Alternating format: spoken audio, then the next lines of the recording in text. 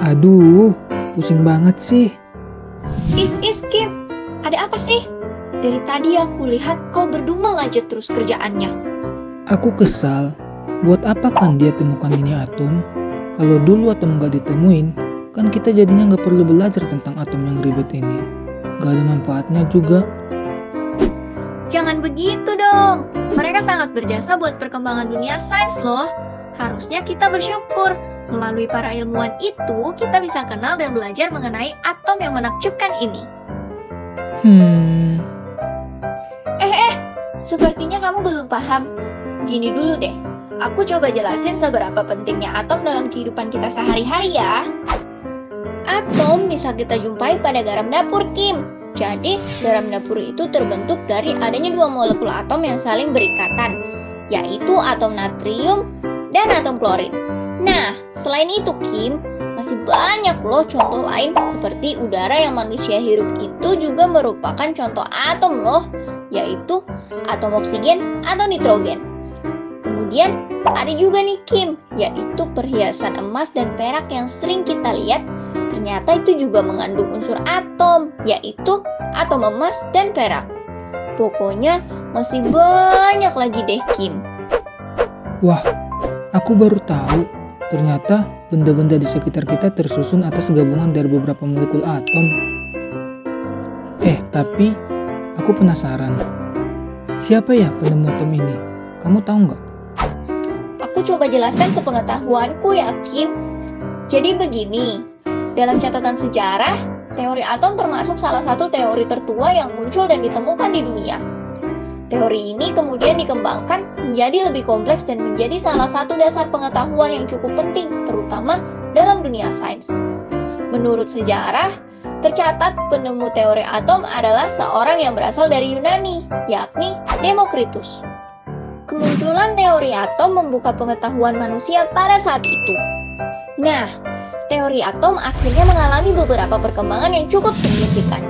Ini karena banyaknya ilmuwan yang melakukan eksperimen untuk menyempurnakan teori yang sudah ada sebelumnya. Oke, aku mulai menjelaskan dari penemuan model atom yang pertama, yaitu atom Dalton. Atom Dalton ditemukan sekitar tahun 1803 oleh ilmuwan bernama John Dalton. Nah, si John Dalton ini awalnya mendeskripsikan model atom itu seperti bola pejal. Dalton mengatakan kalau atom itu tidak dapat dipecah atau dihancurkan, serta tidak dapat dibagi lagi menjadi partikel yang lebih kecil. Tapi, teori ini belum sempurna. Ada beberapa sumber mengatakan kalau Dalton belum sempat meneliti partikel yang bisa mengantarkan arus listrik. Nah, teori model atom berikutnya muncul pada tahun 1909 yang kemudian dikenal dengan model atom Thomson. Seperti namanya, atom Thomson dikemukakan oleh J.J. Thomson pada tahun 1909. Nah, si J.J. Thomson pada teori ini kemudian menyatakan bahwa atom berbentuk bulat di mana muatan listrik negatif dan muatan listrik positif tersebar merata di dalam atom dan dinetralkan oleh elektron yang bermuatan negatif yang berada di antara muatan positif. Dan tahu nggak Kim, model atom yang dikemukakan oleh J.J. Thomson ini sering diumpamakan seperti kismis yang ada di dalam roti loh.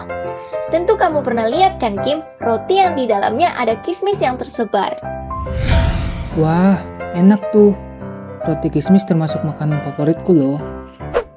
Nah, kayak gitu Kim model atom Thomson. Tapi nih Kim, untuk model atom Thomson sendiri juga mempunyai suatu kelemahan. Teori ini nggak mampu menjelaskan susunan muatan negatif dan positif yang dimiliki oleh atom. Wah, sayang sekali ya Mia. Iya Kim. Tapi melalui kelemahan-kelemahan itu, para ilmuwan mencoba untuk mencari dan menggali suatu hal yang lebih akurat. Sampai muncul teori model atom yang berikutnya, yaitu ketika ilmuwan yang bernama Rutherford sedang melakukan suatu percobaan.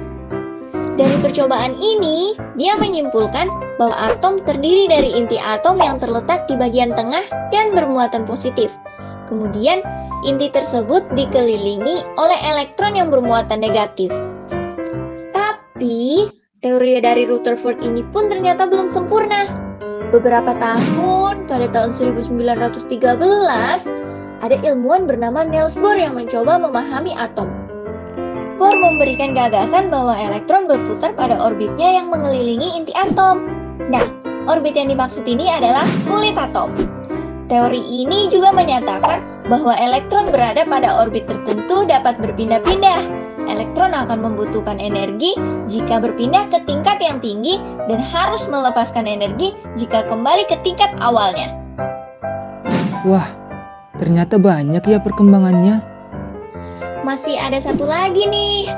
Dan ini teori model atom yang terakhir. Hal ini karena teori model atom ini paling sesuai dan sampai sekarang masih eksis dan dipakai. Teori ini sering disebut mekanika kuantum. Jadi, di tahun 1926, seorang peneliti bernama Erwin Schrödinger ikutan nih untuk meneliti atom. Dia menyatakan bahwa elektron di dalam atom tidak diketahui pasti keberadaannya. Namun, hanya ada suatu peluang untuk menemukan elektron di dalam atom. Wah, keren sekali sih mereka. Mereka menemukan keajaiban Tuhan yang paling menakjubkan. Ya, beginilah kehidupan. Dan dunia memang penuh dengan keajaiban. Disinilah kita bisa menyadari betapa ilmu pengetahuan telah membawa kita menembus batas-batas yang tidak disangka. Yang terpenting, jangan berhenti bertanya, keep asking, and stay curious, karena itu semua dapat menjadi sesuatu yang baru yang tak pernah bisa kita bayangkan.